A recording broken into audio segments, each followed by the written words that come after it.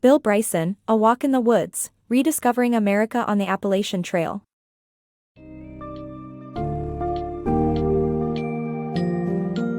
Embark on a thrilling journey as we explore the Appalachian Trail through the eyes of Bill Bryson in his book, A Walk in the Woods, Rediscovering America on the Appalachian Trail.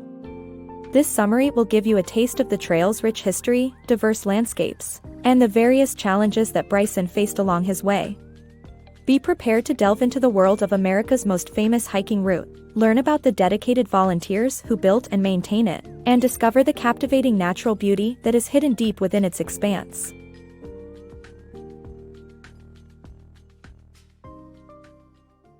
Conquering the Appalachian Trail.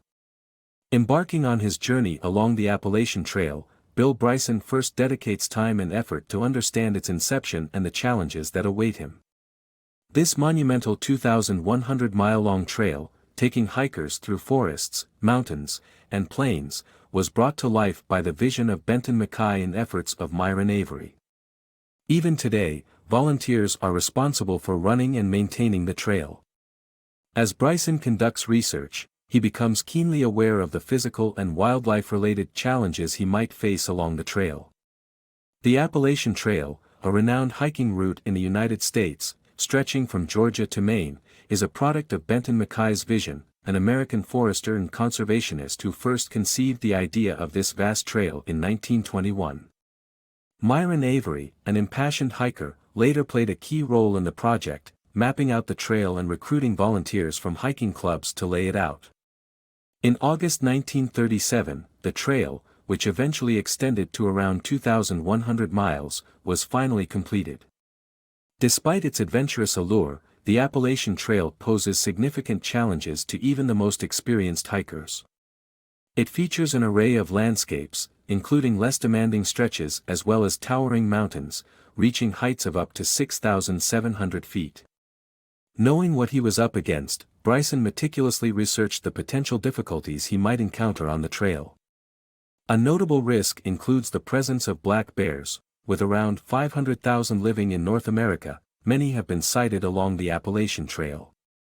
Fortunately for Bryson, grizzly bears are found primarily around Yellowstone National Park, further west. After arming himself with extensive knowledge of what the trail and its surroundings had in store, Bryson confidently laced up his boots and took the first step on his astonishing trek. The forest behind the trail. In March 1996, the author and his friend Stephen Katz embarked on a journey through the Appalachian Trail, starting at Amicalola Falls State Park in Georgia. Along the way, they encountered the Chattahoochee Forest, which once comprised 950 million acres but now stands significantly reduced. About a third of the U.S. is forested, and the U.S. Forest Service oversees 191 million acres. The agency, initially established to protect forests, presently focuses on building roads and permitting activities like mining, gas extraction, and logging. The hikers encountered several such roads during their journey. The adventure began in early March 1996 when the author and his childhood friend Stephen Katz set out on the Appalachian Trail, commencing their hike at Amicalola Falls State Park in Georgia. As they traversed through dense woods, they found themselves enveloped by the Chattahoochee Forest, once an expanse of 950 million acres. Though much of this green haven has now vanished, its enormity remains overwhelming. Indeed, forests in the United States account for an incredible one-third of the contiguous 48 states, encompassing roughly 728 million acres. Among this vast expanse of woodlands, the U.S. Forest Service holds jurisdiction over 191 million acres. Established in 1905 with the objective of overseeing and preserving America's forests, the agency has since expanded its responsibilities beyond a mere focus on trees. Presently, the U.S. Forest Service manages multiple-use forests, marked by diverse and sometimes environmentally detrimental activities such as oil and gas extraction, mining, and logging for construction and fuel. Surprisingly, today's Forest Service devotes much of its efforts to building roads. An astounding 378,000 miles already exist, and plans to construct another 580,000 miles are in motion for the mid-century. Consequently, the agency ranks second in having the highest number of road engineers among governmental institutions worldwide. While hiking, the author and Katz inevitably crossed paths with several of these roads carved by the Forest Service, an organization initially intended for stewardship, now seemingly altering the face of America's national forests. A harrowing mountain adventure. As Bryson and Katz began their journey, the forest was eerily quiet, and they saw no fellow hikers. Entering North Carolina, they faced harsh weather conditions near Big Butte Mountain, where gentle snowfall turned into a fierce snowstorm. Their path was treacherous, with a narrow trail, slippery ice, and an unforgiving drop on one side. Although they struggled and moved slowly, they persevered and finally reached their campsite at Big Spring Shelter, relieved and exhausted. Unveiling the Great Smokies. Entering Tennessee, Bryson and Katz find themselves amidst the grandeur of the Great Smoky Mountains National Park. Although boasting an extraordinary diversity of flora and fauna, the park faces neglect and endangers thriving species. After 7 days of unpredictable conditions, the duo reaches Gatlinburg in search of rejuvenation, only to be met with a stark contrast to the tranquility found in the Smokies. Upon reaching Tennessee, Bryson and Katz beheld the majestic beauty of the Great Smoky Mountain National Park before them. Spanning a vast 800 square miles, the park encompasses the infamous Smokies Trail, which runs along the border between Tennessee and North Carolina. A challenging 71-mile-long track that involves summiting 16 peaks above 6,000 feet, it features the esteemed Clingman's Dome, the Appalachian Trail's highest point at 6,643 feet. A myriad of life form envelopes the trails, including more than 1,500 wildflower kinds and 2,000 diverse fungi. The park boasts an astounding 130 tree species, dwarfing the 85 present throughout Europe. An array of wildlife inhabits the region, 67 mammal types, such as 400 to 600 bears, and 80 reptile and amphibian species, including the 2-foot-long hellbender salamander. A striking detail is the presence of 300 mussel species, boasting intriguing names like purple wartyback, monkey-face pearly mussel, and shiny picto. Despite such ecological magnificence, the U.S. Park Service's neglect puts numerous species at risk. For instance, half of the 300 mussel varieties are endangered, often overlooked and lacking protection. In 1957, an attempt to reclaim a creek by poisoning its rainbow trout population resulted in thousands of fish deaths and the extinction of 31 species, an act showcasing the perils of neglect. 7 days later, Bryson and Katz reached the northern boundary of the park, seeking provisions in Gatlinburg. Contrasting the natural beauty of the Smokies, the town shocked the duo with its overly commercialized atmosphere, fast food franchises, countless gift shops, and motels lining a distasteful main street. Nevertheless, a warm, dry bed was a welcome reprieve from the persistent rainfall of their journey. With renewed vigor, they departed Gatlinburg early the following morning, eager to continue their adventure by car towards Virginia. Wonders of trees and trails. The author becomes captivated by the intricacies of trees while walking a beautiful trail, observing their fascinating methods of transporting water and defending against invaders. As the journey continues, he and his companion find themselves trekking along the picturesque Blue Ridge Mountains and enjoying the solitude of the great outdoors. As the author ventured along the trail, he was captivated by the stunning beauty of his surroundings, particularly the remarkable trees.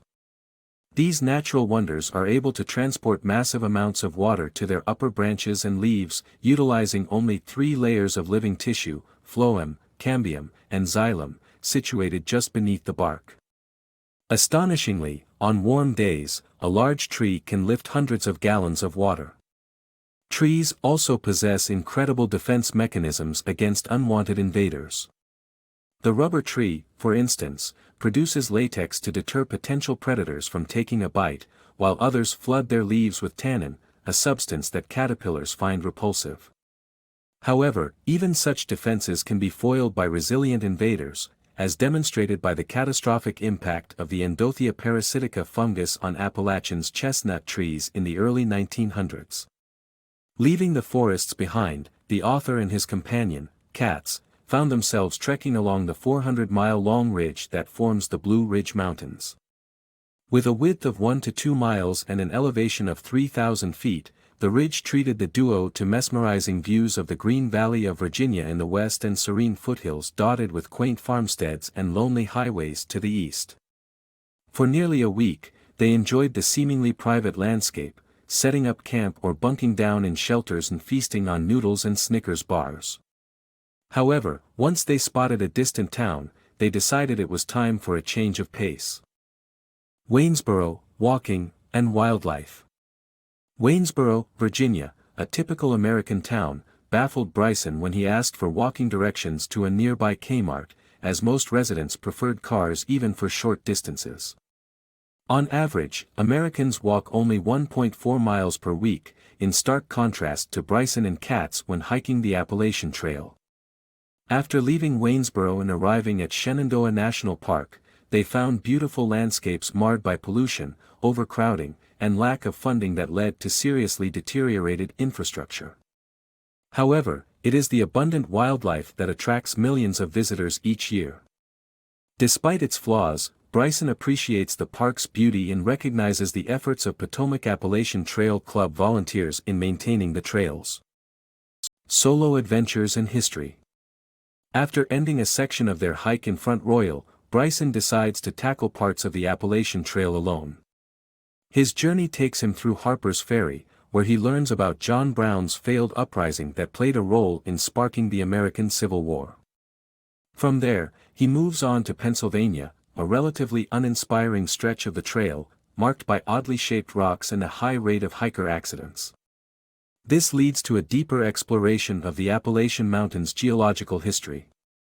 Bryson and Katz concluded one portion of their hike together in Front Royal, a quaint town on the Shenandoah's northern edge. They agreed to reunite in Maine a few months later to continue their adventure. In the meantime, Bryson sought solo hikes in West Virginia, Pennsylvania, Massachusetts, Vermont, and New Hampshire. He would rely on his car to travel between starting points and planned routes to return to his vehicle. At Harper's Ferry in West Virginia, Bryson delved into its connection with the American Civil War of 1861–65. In 1859, abolitionist John Brown and his group of 21 men attempted to free all of America's slaves. They managed to break into the federal arsenal at Harper's Ferry and steal 100,000 rifles and massive amounts of ammunition. However, President James Buchanan was quick to order Lieutenant Colonel Robert E. Lee to suppress the uprising. Within minutes, Brown's rebellion was crushed, the arsenal reclaimed, and Brown himself sentenced to death by hanging.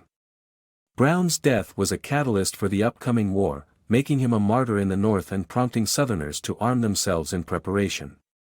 Bryson continued his journey to Pennsylvania, where the Appalachian Trail lacks national parks, forests, or any breathtaking views during its 230-mile stretch. Plus, the area features unusually shaped rocks scattered throughout, remnants of the last ice age's freeze-thaw cycles. Hikers often face injuries from falling on these treacherous rocks. Bryson's experience piqued his interest in exploring the Appalachian Mountains' geological history. The making of the Appalachians. Pangaea, the ancient supercontinent, split apart over 1 billion years ago, and the drifting land masses occasionally collided, giving birth to the Appalachian Mountains. Spanning over 3 separate mountain-building stages, the Taconic and Acadian orogenies shaped the northern range, while the Alleghenian orogeny resulted in the central and southern range. Like all mountains, the Appalachians undergo cycles of growth and erosion, with streams taking away vast quantities of rock annually. Presently, the range is shrinking at a rate of 0.03 millimeters each year, a testament to the ever-changing landscape of our world. Trekking through nature's perils. The adventurous author treks through the Berkshire Hills of southwest Massachusetts, brimming with wildlife and natural beauty, as well as the perilous White Mountains in New Hampshire. Along the way, he contemplates the tragic loss of species such as the Carolina parakeet and the dangers of hypothermia, recounting personal encounters with the ruthless unpredictability of Mother Nature. Embarking on a 3-day voyage through the Berkshire Hills, our intrepid explorer heads to southwest Massachusetts, a picturesque landscape boasting 100,000 acres of forest abundant with wildlife. Sadly, human hunting practices led to the eradication of species such as the Carolina parakeet. Targeted for their vibrant plumage and appetite for fruit, these once dazzling birds met their demise by 1914. Following a breathtaking excursion through Massachusetts and a portion of Vermont, our explorer sets course for the treacherous White Mountains in New Hampshire, joined by his friend Bill Abdu. Renowned for their rapidly changing weather conditions, the White Mountains pose a constant threat to even the most seasoned adventurer. Caught off guard by the bone-chilling winds and rain that ensue, hikers may swiftly fall prey to hypothermia, an insidious condition in which the body plummets to fatal temperatures. Bizarrely, symptoms of hypothermia often resemble burning heat, leading victims to discard essential clothing in a desperate attempt to cool down. Erratic weather poses the most significant danger not in extreme conditions, but when hikers underestimate its power and prepare insufficiently for the elements. Richard Salinas, an experienced hiker, lost his life in 1990 to this very fate in North Carolina. As temperatures dropped, Salinas became disoriented and strayed off his usual path, ultimately succumbing to hypothermia in the Linville River. Our fearless narrator faces a brush with hypothermia himself, attempting the daring ascent to the 5,249-foot Mount Lafayette. Initially graced with mild, sunny weather, he fails to anticipate the capricious climate of the White Mountains. Caught unprepared as the temperature plummets, he feels the chilling onset of hypothermia approaching, but miraculously, the weather changes yet again, warming his body and mind. Grateful for his survival, the author is undoubtedly left with an unforgettable reminder of nature's unparalleled power. A Wilderness Misadventure. As August arrives, the author and his friend Katz reunite for the next leg of their journey on the Appalachian Trail, with Mount Katahdin in Maine as their ultimate goal. They face the daunting task of crossing the 100-mile wilderness, a remote and challenging section of the trail that typically takes between 7 and 10 days to complete. After losing track of each other due to an unfortunate mishap, the two friends reunite but decide to set aside their ambitious quest, valuing their safety and the experiences they've already had over reaching the trail's end. August marked the beginning of a thrilling adventure for the author and his friend Katz, the journey to Mount Katahdin, the northernmost point of the Appalachian Trail. To get there, the duo needed to cross the infamous 100-mile wilderness, a dense, 99.7-mile stretch of forest where civilization seemed non-existent. This challenging undertaking meant carrying everything they needed for the 7 to 10-day journey, so they wore backpacks stuffed with clothes, food, and other essentials. However, the best-laid plans often go awry. Soon after starting, the weight of their supplies frustrated Katz, prompting him to discard most of his pack, including his water bottle. A few days later, they trekked up Barren Mountain and discovered they were short on water. Bryson left Katz to rest, intending to retrieve water at Cloud Pond and wait for Katz there. When Katz failed to appear, Bryson, increasingly worried, searched for his friend in vain. With no choice but to set up camp at Cloud Pond, he spent a restless night contemplating their predicament. The following day, he returned to the trail and found Katz sitting on a log, smoking a cigarette. Having missed Cloud Pond, Katz got lost searching for water but eventually found his way back to the trail, where he decided to wait for Bryson. This harrowing experience took its toll on them both, leading to the difficult decision to abandon their pursuit of Mount Katahdin and the trail's end. However, with countless miles of the Appalachian Trail behind them and the unforgettable experiences they shared, the author and Katz had much to be proud of, leaving no room for shame or regret.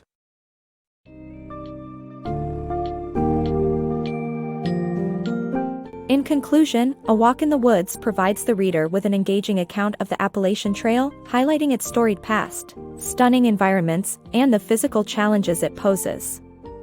Through Bill Bryson's captivating writing, we accompany him and his friend Stephen Katz on their unforgettable adventure, as they traverse through forests, mountains, and wilderness, gaining a deep appreciation for the trail and the rich biodiversity it houses. Although they did not reach the end of the trail, their journey offers a vivid and insightful glimpse into the extraordinary experience that is the Appalachian Trail, and the importance of preserving these natural wonders for generations to come.